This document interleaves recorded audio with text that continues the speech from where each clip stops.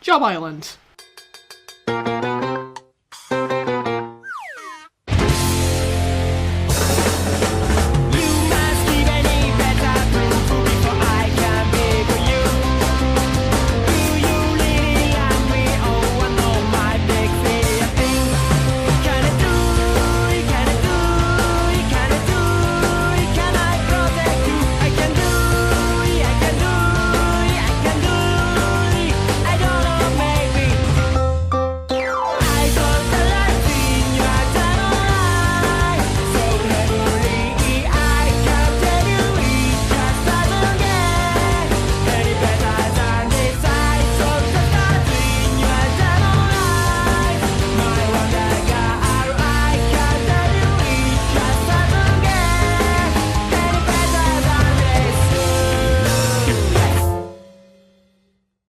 Hataraku Hito, also known as Help Wanted 50 Wacky Jobs or Job Island Hardworking People, is a Wii game by Hudson Soft released in 2008 that features a collection of over 50 minigames that can either be played solo or with friends. Except that's a gross oversimplification of what the game actually is, because today I'm going to be yapping to the void about a decade-old video game nobody gives a shit about, but hopefully by the end of this I'll convince you to maybe give this game a shot, though I wouldn't recommend it. This, my friends, is the insanity of Job Island. So what exactly is Job Island? Well, I was kind of right with my first description. This, at its core, is a minigame collection. I mean, this was made by Hudson, who was also known for making the first 8 Mario parties, so the comparisons were always going to be there. But this isn't Mario Party, I promise! I mean, first off, the only similarity they have is being minigame collections. The actual gameplay and story is very different. I suppose the main thing to mention straight away is that, well, what's one thing about retro gaming console the Nintendo Wii that everybody hates? That's right, the Wii Balance Board! No, I'm kidding, it's the goddamn motion controls! And if you're a motion control hater, you're going to hate this game, because about 75% of the games are controlled by moving the Wii Cho and Nunchuck in several difficult to control ways. Of course, some of them aren't motion controlled, which is a great reprieve from the other controls that barely work half the time! Sorry, I'm supposed to be talking about how insane this game is. Yeah, the broken motion controls aren't even the start of this mess. Let's go start up a new game of Job Island, shall we? I've got to remember that the thing is my mouse. The thing is your mouse. Is this okay? Yeah. Yes. I can see what you're doing. Oh yeah, I should probably mention, the footage has me and my boyfriend in it, so shout out to Will. Also, if you're wondering what the song was in the intro, that banger was made by Japanese band Cubismo Grafico 5. A song not made specifically for this game, but a banger nonetheless. Funnily enough though, Cubismo isn't actually 5 anymore, there's only 4 of them. During that intro, we got a brief look at the plot of the game, and I'll go over that in more detail in a few minutes. But first, let's go through everything else the game has to offer. Job Battle! The obligatory multiplayer mode. You and a friend can now duke it out in... wait, 15 minigames? I guess that not all the games make for good multiplayer. You can also play as other characters that aren't the main ones. Career Fair! This is your general free play mode where all the games and difficulties can be accessed once they're unlocked in the story mode. Oh, and here's a very quick list of all the games. Skydiver, Arctic Deliverer, Art Restorer, Astronaut, Babysitter, Bobby Builder, Camera Person, CEO, Chef, Cleaning Crew, Clown, Amazon Employee, Crane Operator, Dairy Farmer, Victim of the Ocean Gate Disaster, Dentist, Dry Cleaner, Farmer, Firefighter, Fisher, Game Creator, Goalie, Grill Cook, Haunted House Crew, Hospital EMT, Interviewer, Interpreter, Kabuki Actor, Lightning Crew, Volleyball Referee, True Crime YouTuber, Manicurist, Button Mashing, Newscaster, Obligatory Rhythm Game, Baseball Player, Pit Crew, Pizza Chef, Police Chief, Resort Captain. Was that the bite of 87? Stunt Person, Sumo Referee, Tesco Cashier, Sushi Master, Tailor, Teacher, Tropical Waiting Staff, TV Shopping Crew.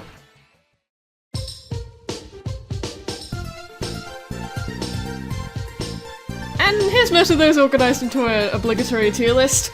I'll get more into the specifics of every game later, as the best way to experience all of this is why I made this video in the first place.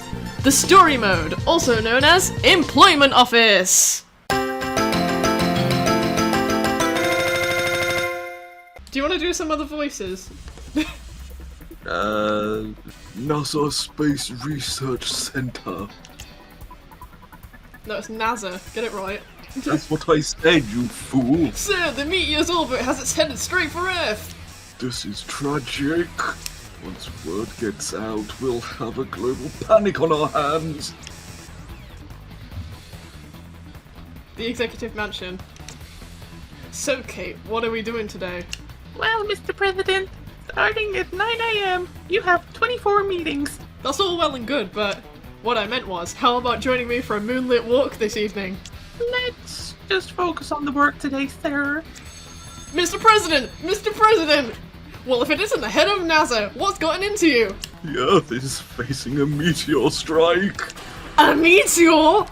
Did you hear that, Kate? We've got a real problem! Hurry over to the picnic place and pick up a couple lunches! I can't kick the bucket till I've had that date with you!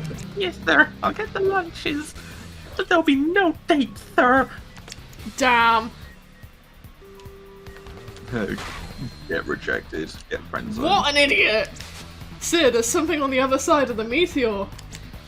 There is! But what could it be? Ah! Damn, the he exploded. Rip. You also get to see the insanity of Job Island, because you've not seen the entire game. No, but I've seen a lot of it because you've streamed it to me before. Is everyone okay? Looks like it. Sir, was that a piece of the meteor that broke off just now? I don't know, and we have no way to find out. We've lost the only means we ever had to stop it! There probably won't be another soul on the planet to even see the meteor on its way to destroy us all.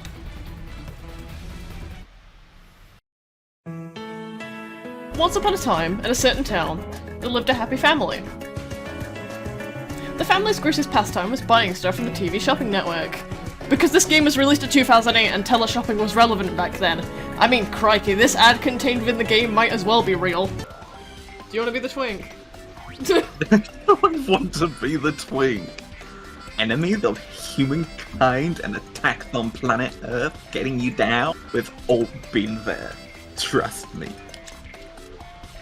That's why you need this. The Transformer Watch. It provides peace of mind when you're up against powerful foes. Why the f does he sound like that? Our intrepid family jumps at the prospect of this clearly fake watch and the kids go mental. Gramps interrupts, says he wants to go look at the cool comet he found and named. I mean, if you've ever watched hit movie Deep Impact, that movie starts with an old guy and two kids finding and naming a comet, and nothing bad happened after that.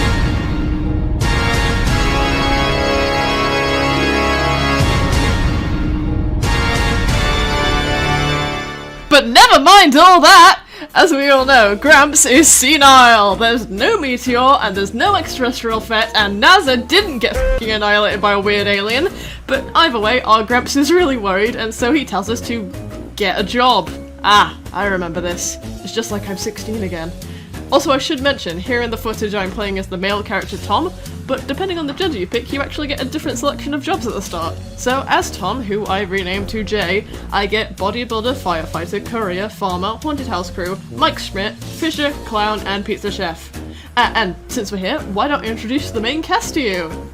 Tom, known as Looney in Japan, this is the male player character, standing around, roughly 12. None of these guys have canon ages, so I'm just headcanoning here. Maya, known as Lenny in Japan, this is the female counterpart of Tom, his blonde-haired twin sister. Whichever player character you don't pick becomes a major side character that you often interact with. Gramps, the deuteragonist of our group. Gramps is a somewhat senile old man who owns a giant telescope he can't stop looking out of. He mourns the loss of his long-gone hair. Dad, a washed-up wannabe rock star who's losing hair by the minute. Also, might be cheating on your mom. Put a pin in that.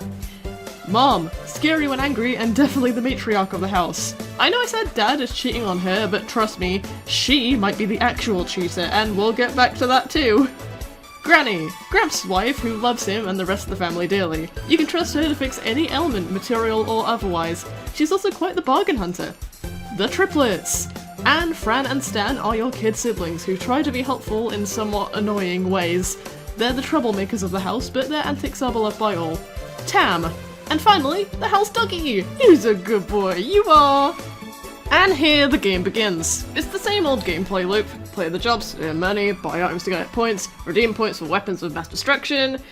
Also, enjoy me struggling with the controls for the first hour of the footage. I'm playing this on a completely legitimate Nintendo Wii, but in my defense, I do own the actual game. No, you don't get to see the footage from that, but I'll be comparing my gameplay stats near the end. So let's start with our first minigame, Fisher. Fisher is controlled by using the Wiimote and nunchuck. You use the joystick to steer the boat around and swing the Wii remote down to cast your net. The groups of fish have different prices, with the fish granting more money as you progress through the difficulties. Oh yeah, I forgot to mention that there's a leveling system in the game. The more you play games and the more money you earn, you'll gain EXP, unlocking the higher difficulties that are more advanced but can net you more cash than the regular levels. A fun thing about Fisher though... Yep, you saw that right. 500 quid. This game is great for speedrunners, which they do exist, they're just very, old. The day progresses and Gramps congratulates us for our great work. So next up, I become a clown and immediately fail. To explain the controls, you juggle the balls by shaking the Wiimote and nunchuck at the right time. But, I'm not using a Wiimote and nunchuck, and even if I was, the gyro and the nunchuck is basically non-existent, so I'm just really bad at this game. So instead, here's some other footage of Clown, courtesy of RT Game. Now for a game I'm actually decent at, Haunted House Crew. This uses mostly the nunchuck and only the D-pad on the Wiimote, which you press to change costumes. Each room requires a certain costume, and if you're able to match the costume to the room, you'll get bonus money. Next up is Firefighter. You point your completely legitimate Wiimote at the screen to aim your cannon and hold A to shoot water, whilst trying to avoid shooting your co-workers, who will do anything to inconvenience you. I'm pretty sure if firefighting was actually like this, all these guys would be dead immediately. Despite the others being annoying, this isn't too bad of a minigame as long as you know what you're doing. Help Wanted 50 Wacky Jobs. Not to be confused with Help Wanted the FNAF game, because next is Security Guard. Yo, it's just like FNAF, for real. You point the Wiimote at the cameras and press A to change your focus. There's a couple of animatronics, intruders roaming the halls, and they'll try to smash your cameras with bright orange hammers. The tell for them is that if they're ready to attack, they'll stray close to the walls and stop in place looking around before they pull up the hammer. But only press B after they raise it, because otherwise it'll count as a false alarm. On the harder difficulties there'll be more intruders, but they'll always look the same, being these two guys with the tattoos, this blonde man in the suit, and this guy with the red hair. As the meteor is one day away from collision, we're forced to take a day off to regroup.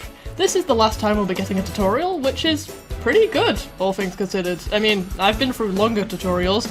Riven Paradise Megamix! Anyway, we get introduced to the told not shown interest of our entire family, the TV shopping channel, which is where we meet some faces that will be reoccurring for the rest of the game. Barry! The leader of the quartet, Barry runs the Point channel, where the points earned through purchasing other items can be redeemed for weapons of mass destruction that can destroy the current threat in the skies. In this tutorial, we're forced to purchase the scary mask, which, fun fact, is based off Barry's own face. Spooky. Joey, the genderqueer queen of the Memorial channel. Joey is flamboyant and desperate for a boyfriend, which she will let the entire audience know about whenever possible. I have a lot of thoughts on Joey, but I'm going to leave them for a later section. Dudley, the man who dresses like a clown. Dudley is in charge of the support channel, your one-stop shop for items that will help you in the minigames. Some of these items don't have much use, but some of these items are completely broken. They trivialize the games, such as the legendary net increasing your net range during Fisher, or the B-movie video completely removing the requirement to switch costumes manually. But also some of these items are necessary if you wish to master certain games. Henry! And finally there's Henry, the balding face of the uniform channel. In order to unlock more than just the starting jobs, you'll have to purchase the uniform from here. He has a different stock every time you visit, and it's probably best if you grab as many jobs as possible. Not the ones that are shit though. We'll get back to these guys in due time, so put a pin in that. Anyway, ding dong, it's Quickie Fright here to deliver the items we just bought. This is Amazon before Amazon. Great next day delivery, unless you want a memorial, which takes about a week. Let's go use our scary mask! It's not in the actual script.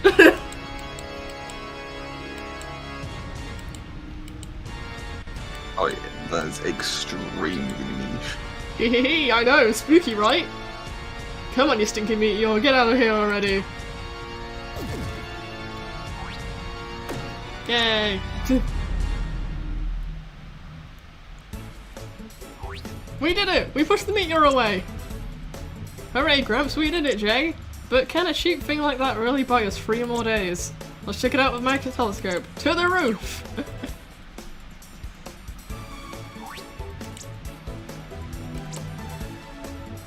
To the roof. You can see the meteor, right? But that's not all. You can also see the day it will collide with Earth, and how many days you have left to destroy it. Gramps, the meteor looks really far away now. What? That's not right. Here, let me see. Ah!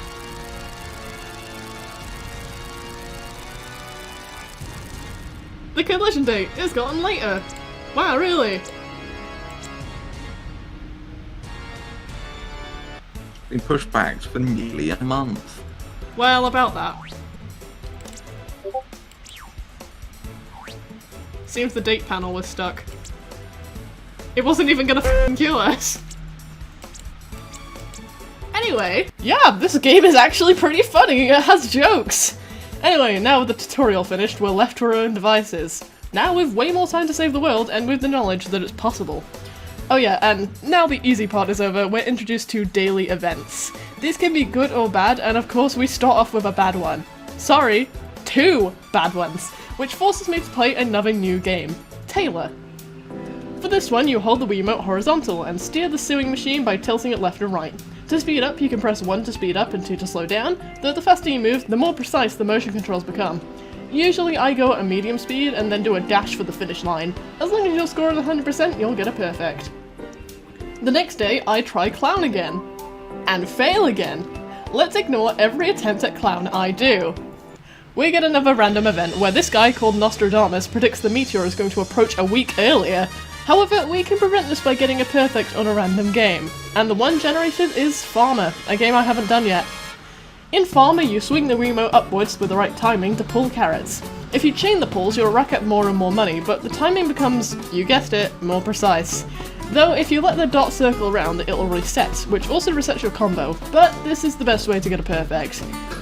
But then I decide to be cocky and I miss a carrot. Now I only have 9 days. Oops!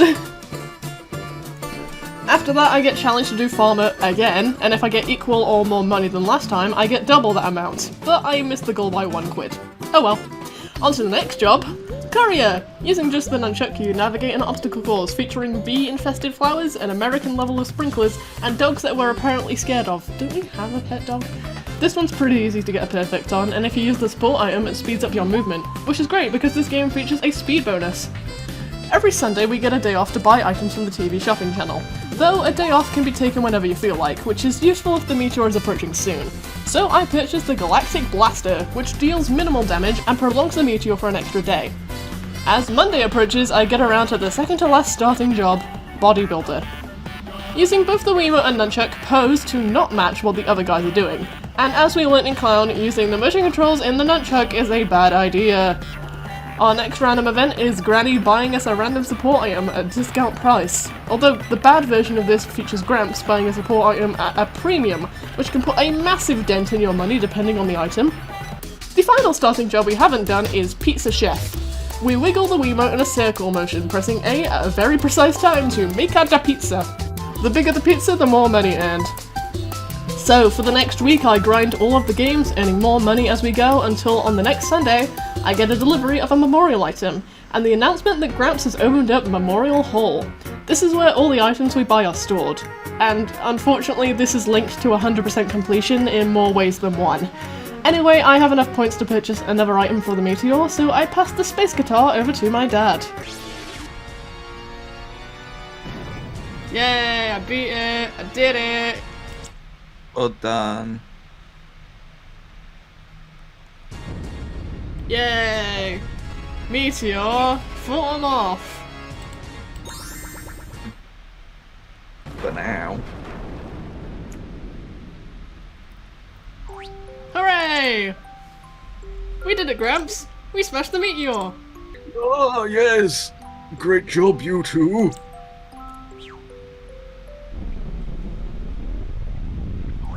Huh? Did you hear that?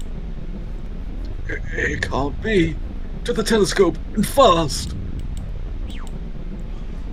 You're not ready for this. Yes, I am. Ah! Because I've seen it before. What the heck is that? Gramps, your face? I appear to have grown more realistic looking somehow. Oh, what the heck is that stone face doing there? Is it another meteor? It looks like the moon from Majora's Mask. Anyway, this gave me nightmares as a child. Second object, stone face. Attack. 14 days. This terrified me as a kid. Oh, well, yeah. This. Have those scientists just been sitting there for like the last 2 weeks? Look at that.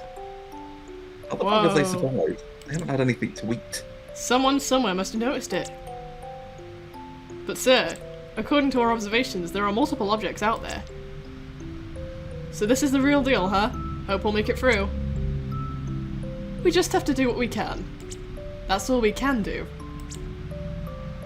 Indeed. Wow, these guys look familiar. I pray we'll have eternal peace in these stories, guys.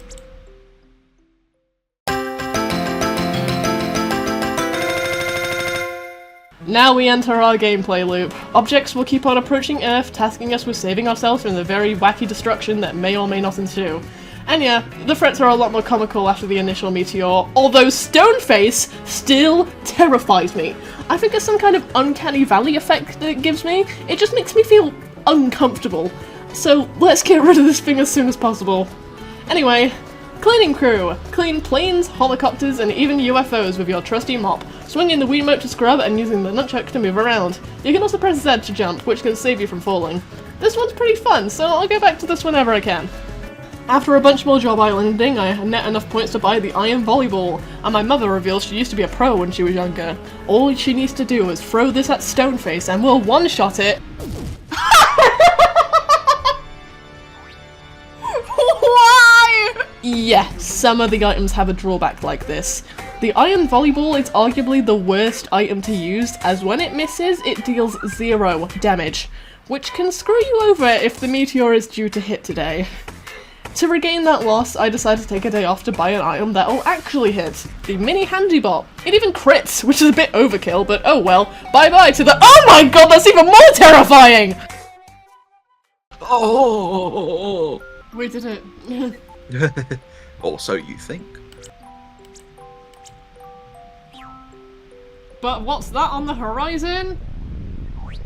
Wait, do you hear that? Another one. You don't mean... To the telescope, we gotta check this out. Guess what it is this time? Bowl of ramen. Same guy. Oh. It's Dr. Manhattan's hand. Ah! It's a big bowl of ramen! Ramen? Why ramen? It actually looks pretty tasty. Are you crazy? Look closer. It might very well be ramen. But there's a thumb in it! Kids these days don't know how awful thumbed ramen can be. Back when your granny and I had just started dating. Back when we still were too shy to hold hands. We went to a ramen restaurant together, and being frugal, ordered one bowl for the two of us to share. We may not have had much money, but we had no shortage of love.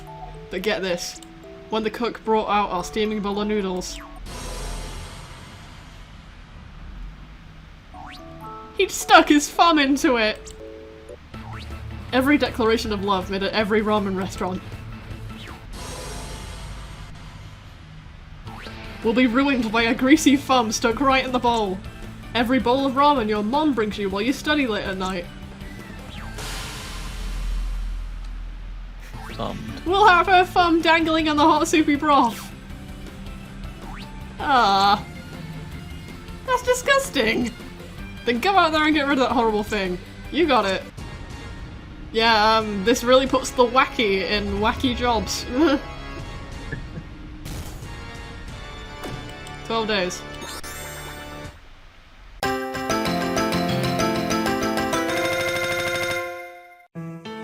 Huh? What's this? Yep, this game has chapters, and sections I'm going to call interludes. These are little slice-of-life snippets that show the family's life away from the meteor's constant approach, and develops their characters in humorous ways. I might as well go through the entire sub-story right now, as the rest of this section will just be me recapping the jobs and the bosses. Chapter 2 features our dad acting shady, and our Gramps theorizes that he might be cheating on our mom, which is a pretty big accusation. We tail him and find out that actually our dad has hair now through a product called Frograin, but after our Gramps attacks in a jealous rage, his hair falls off. Turns out it was just a toupee, but hey, at least he wasn't cheating on Mom! Chapter 3! Granny makes the triplets some superhero costumes and they decide to beat up and bully the family dog, which clearly upsets him. To ease the tension, Gramps sends out Dad like he's a Pokemon, before Mum interrupts, scolding everyone. Chapter 4 continues from Chapter 3, as we find Tam has ran away due to the bullying he endured with the triplets. They all regret their actions, admitting to several other instances where they've blamed Tam for things they did. But somehow Tam finds it in his heart to forgive the triplets and Tam gets a makeover, becoming a superhero too. Chapter 5! Gramps asks us for some money so we can make a movie, but Dad tells him to try audition first. So the two act out a shootout where Gramps hurts his back trying to dodge the imaginary bullet Dad shoots. Some time passes where Gramps comes back from a real audition and he got the lead roles! Friends, sisters, bosses, landlord, cousin. Chapter 6! Granny is looking around for an old photo album and Detective Gramps is on the case, but turns out that Tom and Maya found it first, revealing a very embarrassing photo of their dad as a baby. Chapter 7! Our parents see a fitness program run by Barry and they too get inspired to get fit quick. Through an epic training montage, the two get buff and slim. Besides Mom, who still looks the same actually. Chapter 8! Gramps has been waiting for a while to buy a lucrative gift for his wife and buys her this strange looking doll. Turns out he misremembered what she actually wanted, because she wanted this cute French doll. And finally, Chapter 9. Gramps is chasing me around trying to attach a light bulb to my head because I'm an adult now. And yeah, those bulbs aren't permanently attached, they're just a bold fashion choice. But hey, Gramps ain't sexist because he made Maya one too for some reason. There is a Chapter 10, but it contains, spoilers. We'll get to it. Also, whilst we're on a break, let's talk about some other stuff that's not the game. So, Job Island is a game that isn't documented online very well due to its nicheness, so researching for this project was a task and a half. Due to this, most of the things I discovered came from the game itself. For example, I was trying to find the canon names of the other TV hosts. Barry is the only one named. So in an older draft of the script, I named them Francois, Henry, the only one I somehow got right, and George. Then through looking through online documentation, I found their actual names, George being Dudley and Francois being John Lee. But then, on a random day, I decided to look at something I've never thought to look at. The game instruction booklets. Not only does this contain a literal goldmine of unique renders, it also states the TV hosts' names. So John Lee is actually Joey, at least in the European version. TLDR, I think Francois was a way better name. Another thing the game itself helped me discover, during TV Shopping Crew it displays a website, hudson.co.jp/Hataraku Hito. This is, or was, a real website, the official website for the game itself. Though due to Hudson no longer existing, the website is now only viewable on the Wayback Machine. But what was really interesting was the Flash elements of the site. As we all know, Adobe stopped supporting Flash a while back, and even with an emulator the site struggled to load. But why was I doing this? Because there were Job Island Flash games, Flash versions of the jobs, and there was a leaderboard and everything. All my research led to nothing, and I am so annoyed I can't see this relic of the past anymore. I should have made this video essay like 5 years ago, or like had internet access when I was 6 years old in 2008. Anyway, that's enough ramble. Let's get back to business. Okay, so we were fighting a giant bowl of ramen with a thumb in it. So I've been playing the same selection of jobs for a while, which has helped me gain XP, and in some of them I've even ranked up. When you rank up, you get a rather large cash bonus, so it is worth doing. Right now I only have Fisher and Farmer at hard difficulty, but you'll see a few more pop up as I progress. I won't really be commentating on when I do it, besides from right now. A few Sundays later, I go shopping and buy the mini handybot again. I'm going to probably have an entire section dedicated to what I would change if I was to re-release Job Island, and the weird difficulty curve would be one of them. The first 6 bosses can all be one-shot with the highest power items. Anyway, we make Master Hand lose his lunch before yet another thing in the sky causes the world to rumble. With disco! Yep, that's right, the most terrifying thing. The 80s! If we don't stop Disco Fever's disco madness, the whole world will be forced to wear sparkly costumes and dance till they drop. Though Gramps is too preoccupied with the thought of getting his hair back. To be fair, he is looking good with that do. So what have we had so far? A meteor fused with a Discord mod, noodles, and now a literal alien. Do you see the insanity part of this video's title yet? Anyway, I got a new job, Action Hero. Use the nunchuck to move around and swing the Wiimote to punch your enemies, spanning from guys in black and purple spandex to the massive final boss that is Res Legrand. And yeah, this is the guy Tam got forced to dress up as, so Action Hero is a canon show the kids watch. Hey, wanna watch me battle with the motion controls again? That's what I'm doing within Manicurist, where you point the Wiimote to select the right parts for the nail art and do something to position them correctly. I'm bad at this one. I swear it's not a skill issue. However, I just wanna be part of your symphony. After another attempt at me singing that song, I take a day off to buy the item of all time, the iron volleyball. The thing is, I have one day until Disco Fever crashes down, meaning he's coming tomorrow. So if this thing misses, I'm screwed. Let's just hope the RNG likes me. Oh, fuck's sake.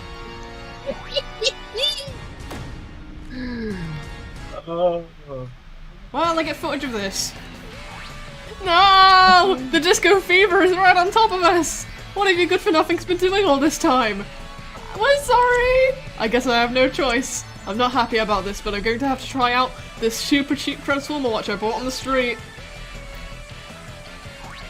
Transform! Da da da da! It's Super Gramps!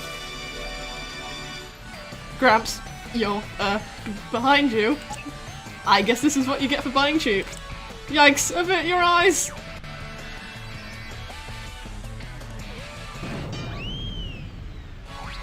Oh, did I do it? No. Now, yeah. The game continues as there's no real death state, but we get punished for not paying attention to the deadline.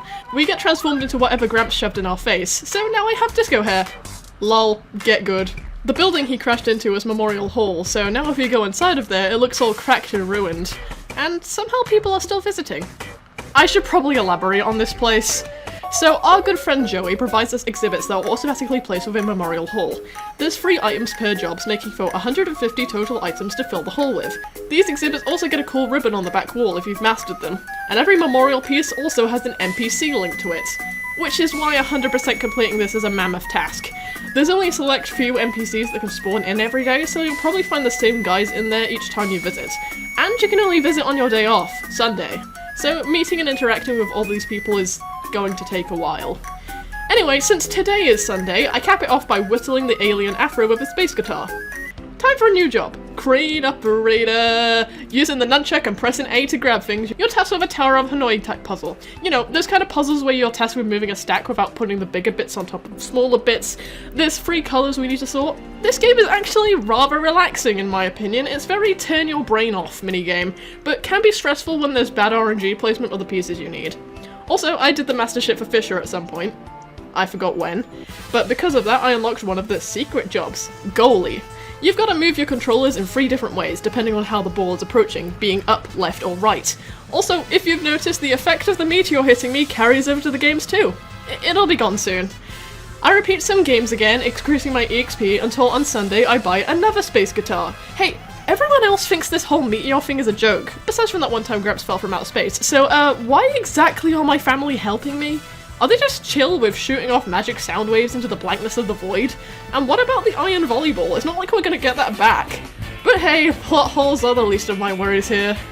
I feel like I should talk about hard mode cleaning crew because that's a bit insane. You're now cleaning planes mid-air. They do give you a parachute, but they should not be putting a child in this situation. Oh yeah, and you also clean a whale and a UFO.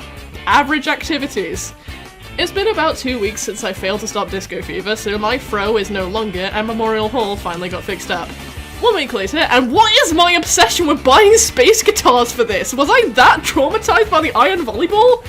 Anyway, I blew up his hair. Is this like racial discrimination? How many years of his life did he put into maintaining that? We're pretty used to the insanity now, right? How's everyone doing? How are you feeling? Do you like the show? Are you tired of it? Never mind, I don't wanna know. Oh my fucking god! That is a giant wad of gum, including teeth and spit! Sounds sticky. Sounds. Anyway, yeah, this is actually gross as hell. But hey, it's not as bad as the Japanese version! Yep, that's right, there's localization differences. Because in Hataraku Hito, this isn't a gum wad, It's a literal pile of steaming turd, which is a much worse fate for everyone involved. What are you three going on about? It's dinner time, so please come down. We're having curry tonight. What? What have we here? Who's that, sir? That's my predecessor, the former director of NASA. Oh, so that's the one I've heard so much about. That's right, he loves the starry sky, indeed, the universe, more than anyone on Earth. Even if he's left this post, he was heard to say he just wanted to go on loving these stars of ours. How romantic! If he knew what perils that same starry sky was facing now, he'd have to do something about it. If only he were here now. I'm sure he's out there somewhere, fretting about these catastrophic happenings. I just have a feeling. Anyway, new job! Hospital EMT. You pilot a guy on a stretcher around the hospital like a course out of Mario Kart. Of course, like Mario Kart, you have to avoid obstacles and sharp corners. You can even get speed boosts, though I feel like all these people deserve to sue me for medical malpractice. Yeah, even though there's like 50 jobs, I tend to cycle through the same 12 or so that I'm good at. So let's just skip to where I blow a bubble with this previously chewed piece of gum. Okay, maybe I should not do that. Let's get the mini handybot to do it instead. We're still in the era of things being able to one-shot, so that was a very quick end to the disgusting object in the sky. Hey, have you ever thought about where all this stuff is even coming from? Oh, sacred twinkling universe! A jewelry box glittering with boundless life! And some rude individual sullied it with this disgusting thing! I, Space Gal Galaxy Cosmos, should use my awesome macrocosmic powers to beat you into a pulp! I can't see the end of the horizon! Hatsune Miku! Is that you? Well, arguably yes. I had a look at the dates and she could have been inspired by Miku, even though she'd only existed for a few months at the time of the game's release. So, was someone in Hudson Soft an OG Miku fan?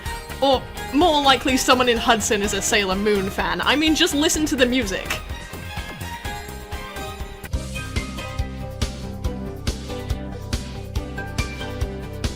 To be fair, getting gum in your hair is a valid reason for wanting to explode the Earth. And even more valid if it's a fleck of the giant pile of shit. You go, girl. Go Death Star on these guys. Ahem. Anyway, Resort Captain. Paddle your boat of passengers through treacherous waters by swinging the Wiimote and turning with the joystick. Also, hey guys, still in the part where we one-shot things. Bye, a Space Gal. Nice knowing you for the 20 minutes it took to get those points. Yet again, the pacing of this game is kinda weird.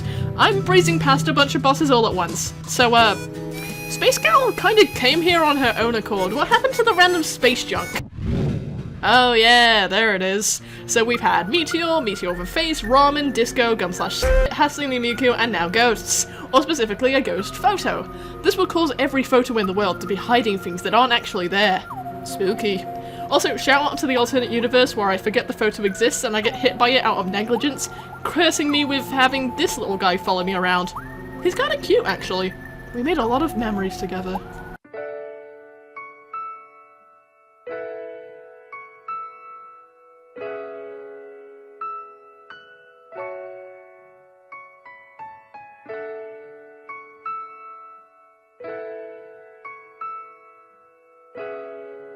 Nice knowing you, little dude. Also, yeah, the main universe didn't have anything interesting happen in it. At least it actually took more than one shot. It took two! Ha ha ha! But of course, there's still more to come. Giant biro? So turns out this was made by Gramps. He wanted to make the world's largest pen, but he made it too big. How the actual f**k? So he turned it into a rocket that's now going to crash back down to Earth. How strong is our gravitational pull for this shit? We should probably all be pancakes by now. Ooh, lucky tea. Or not. New job, interviewer. You move around the red carpet with the nunchuck and shake the Wiimote to recall what the celebs are saying. Which I would be cracked at if this was a real Wii, but the way I've set up the controls makes this difficult. I mean, what? Well guys, I really have nothing to say because I did one new job for this entire boss. All I did was control the moon via the lunar remote and bash into the giant pen a few times, and then it exploded like all the other bosses. Oh yeah, did I ever go through all the weapons? I suppose to pad this bit out, I'll go through the ones I might have missed. Scary Mask, the one we're forced to use, which extends the countdown by 3 days. Galactic Blaster, deals a bit of chip damage and also pushes the meteor away by 1 day. Space Fan, no damage but extends the countdown by a week.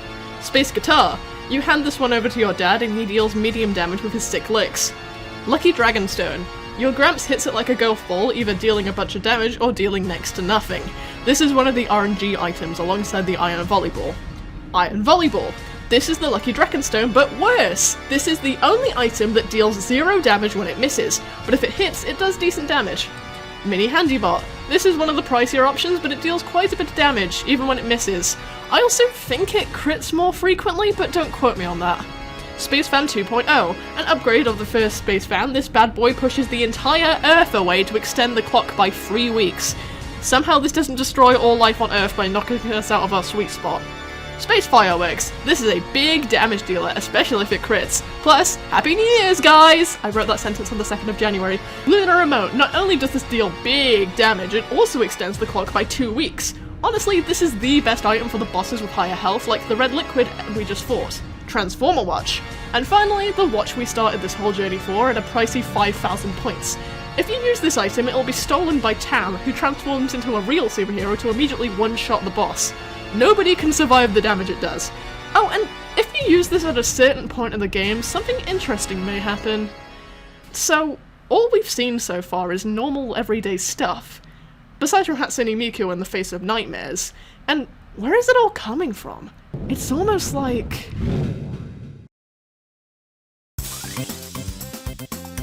Gramps, is that an alien? Sure looks like a weird old man to me. It can't be! It's the Space Codger! He floats through the universe, gathering random objects, and when he's done, he just tosses them out into space! He's a cosmic litterbug, the bane of the galaxy!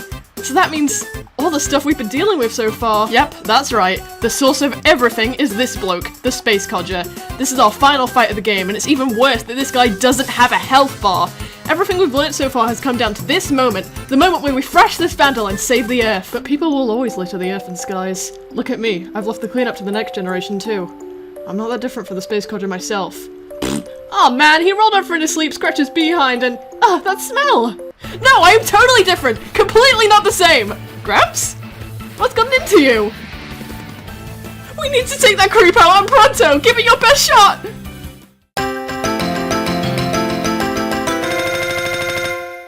Now, I know this guy has like 30 days until he reaches us, but since it's a Sunday, I'm just gonna buy the scary mask. I mean, 3 more days could be the difference between life and death here. Wait. Huh? Huh? Are you serious? What's this? You beat him with 1 blow? But Gramps, this means you've saved the Earth! Hooray!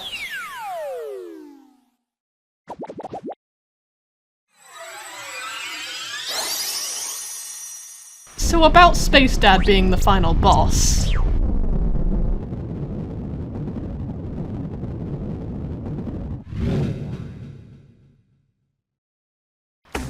What? What in the blazes is that?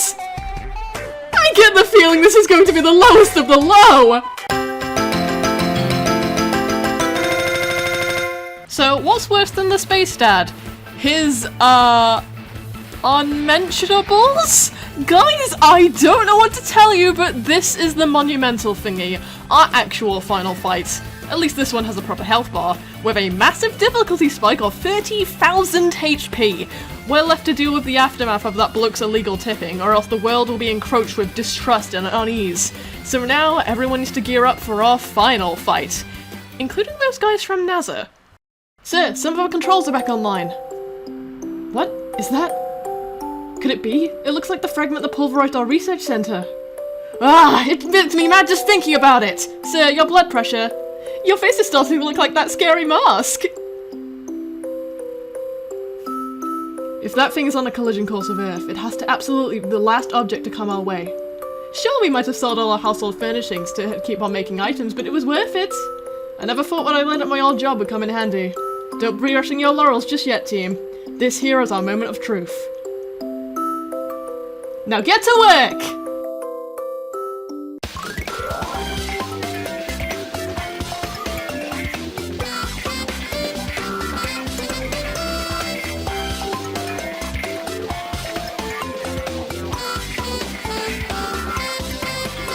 And to reach our final goal, we're gonna need some new jobs. Makeup artist. You get an example to remember, and then you have to decorate the customer with the same design. Newscaster. Another memory game where you have to remember the order the symbols appear in to cast the news. CEO. After mastering your first job, you'll unlock this, where you stamp papers. Damn, being a CEO is easy. Supermarket clerk. Rotate the item into the right position with the nunchuck and scan the barcodes before the customers become impatient. Aerial camera. Hold the Wiimote sideways and steer it, taking pictures of the skydivers with A. Personal trainer. The obligatory rhythm game where you follow the actions on screen to rack up a combo, helping your class to get fit in the process. Interpreter. Remember the button sequence and repeat it in order to translate what the celeb is saying to the press. Chef. You're faced with 3 different food types that all take a different amount of shakes and time to be cooked to perfection.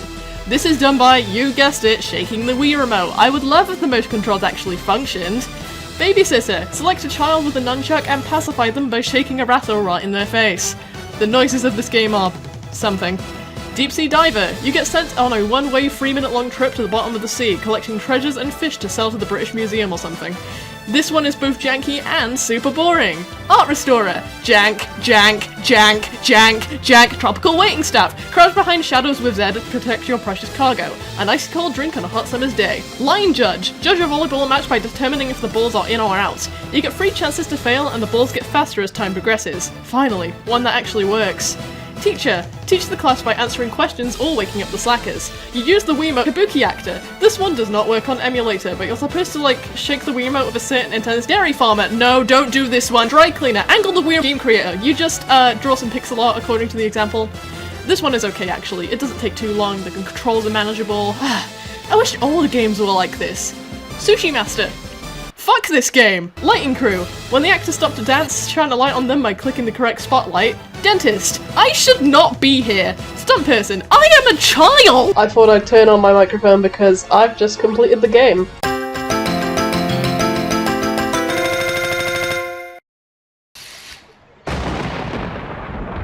And this is why I didn't talk about Chapter 10, because this is it. The cutscene where the monumental thing is smacked into oblivion by the product of our hard work. Although, it's not completely gone, as pieces of it start to rain down upon Earth. But what's that? A helicopter arrives, with Barry and crew inside. Thanks to our continued use of the TV shopping network, we've won a lifetime supply of fire extinguishers, which the family decided to fire off at the fragments of Space Dad's ballsack, blasting them for good this time. A few weeks pass without any hubbub, cementing the fact that we fought off our final foe. Gramps has had another of his crazy ideas though, strapping the remaining fire extinguishers to the house, turning it into a rocket ship headed straight for the moon. Ready? And... here we go!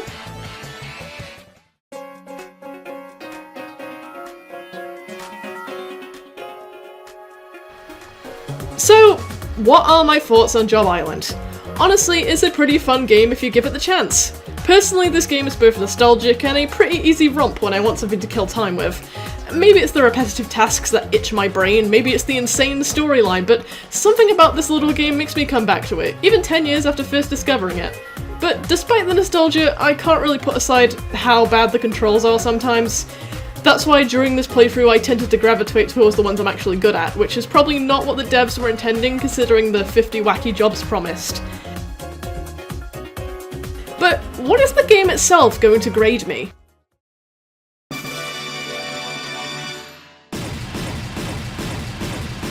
Oh. Oh, we're gonna be here a while, aren't we?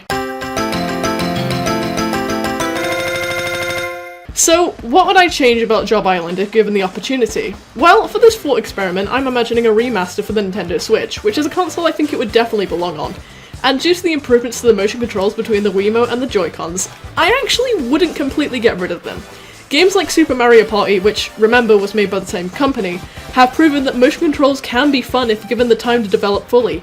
Honestly, not being on the Wii would fix a lot of the issues. Another potential thing is something a bit more controversial. I would cut down the amount of minigames. Yes, I know the selling point is that there's 50, but I really think Job Island should have done quality over quantity. Either that or the games could be made to be shorter, as the length of some of the games vary wildly. I mean, you have 1 minute for Taylor, but Deep Sea Diver is free. I just think that since this is a smaller title than Mario Party, this shouldn't have tried to have the same scope, because it's not as big as the massive franchise Hudson has been fueling. But I mean, Mario Party DS, the most recent Mario Party at the time Job Island released, had 73 minigames, all of which I enjoy fondly and which none are a waste of space. So instead, maybe I'll suggest some control scheme changes.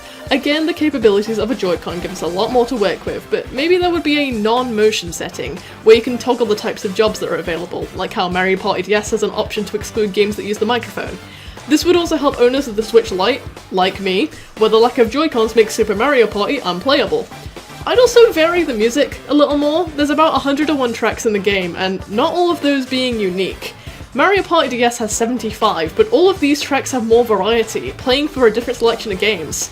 I should point out both games have the same composer, and I'm not saying that Job Island's OST isn't catchy, because it is. I mean, hell, I've been using the tracks as backing music this whole time. One of the ones I get stuck in my head the most is the one that plays during Courier. When I was sorting boxes at work, I couldn't help but imagine this game. I just wish some of the games had different music, as the Courier track is also shared with Supermarket Clerk and Chef. I'd also probably tweak the multiplayer mode, maybe adding more games than just the 15. I'd probably keep it 2-player, but imagining a 4-player Fisher round sounds pretty chaotic, in a good way. That's enough yapping about my grievances. You've probably noticed that despite me finishing the game, there's still time left in the video. Because for the rest of the runtime, I'm going to yap even more, so buckle up! Yes, there is a New Game Plus. After completing the game, you'll get a little star on your profile and your progress will be reset. You'll have the chance to start the game again from the beginning, but this time with all your rank progress unchanged, and some strange additions to the overworld, because a group of friendly aliens are here to examine humanity, blending themselves in with a random background cast and appearing in a few of the games. I found the best places to see them are in Courier and Security God. Oh my god, it really is Freddy Fazbear. The whole FNAF thing was a joke, guys. But what's the actual point of doing a New Game Plus run? To get 100% completion, of course, which I will proceed to not do. There's also another non-oddity. Remember when I talked about the monumental thingy being destroyed with fire extinguishers? Well, that's actually only one of the endings, because there's two. The alternate ending happens if you're able to finally purchase the Transformer Watch, and a completely different final chapter plays out in front of you. The siblings activate their transformation, but Gramps knocks you over, causing it to turn you into Godzilla? Upon a second try, you become a giant superhero, walloping the monumental thing into space dust. The credit sequence is different too, where Gramps buys his own watch and the twins fight Grampzilla, destroying their house in the process. You can use the rest of your time in New Game Plus, New Game Plus Plus, and New Game Plus Plus Plus to grind out your job ranks, achieve mastery, and unlock those final few exclusive jobs, like goalie, CEO, stunt person, pinch hitter, and astronaut. Or you can do what I did, and try to speedrun the game.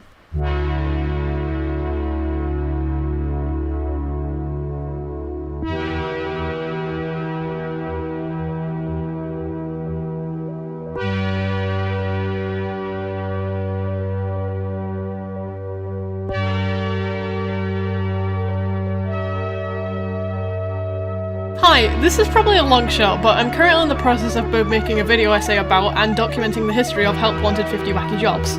As the guy in second place on Any% and the mod of the category, I thought it would be worth asking you about the game. What first got you into it? Why decide to speedrun such a niche game? Perhaps recap your speedrun strategy? Any input would be appreciated, but there's no pressure. Hi, I only just saw this, but would be interested to see this video if it was posted. I got into this game randomly playing on the Wii as a kid who was into Wii minigame compilations and loved the quirky nature of the writing and concepts. I really like the idea of a single-player minigame-focused game, and enjoy the way the shop channel mechanics interact with everything, especially the concept of mastering minigames. As I recall, my speedrun strategy was that there were a ton of cutscenes between each minigame, so figuring out which minigame pays out the most money per day to get upgrades quickest was crucial.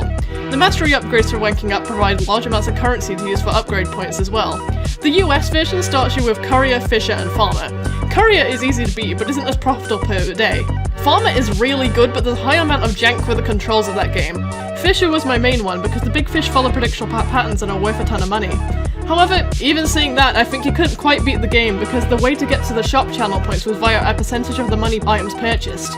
You need to try other jobs at a certain point because there simply isn't enough sources of points in the shop otherwise. In which case, going for rank ups on each of your new jobs to unlock the souvenirs related to each minigame was a good strategy in theory. There's a bit more I would do in hindsight, some of which the first place player did, but I haven't played the game in a while, so that's the most I've got. I also used the guide made by the first place runner, Loose Yogurt, where she listed down the effects of every item and the health bars of all the bosses so I could truly min-max my strategy. I also did my own notes, testing to see which out of the starting games I'm the most efficient at, even writing down the prices of the memorials I've ended up buying. I got a lot of rank up, and even did a few masteries I didn't do in the main run, like for Haunted House Crew, Security Guard, and Game Creator. And in the end of this test run I didn't record, witnessed by my housemates, I was 7 minutes behind first place. Or I would be first, because I'm the only New Game Plus runner and the only European version runner, but still, for the one attempt I did pretty well. New Game Plus definitely made it a lot easier as I could create a certain save state in preparation. Because when I tried to do a regular run I got pissed off at the bad RNG.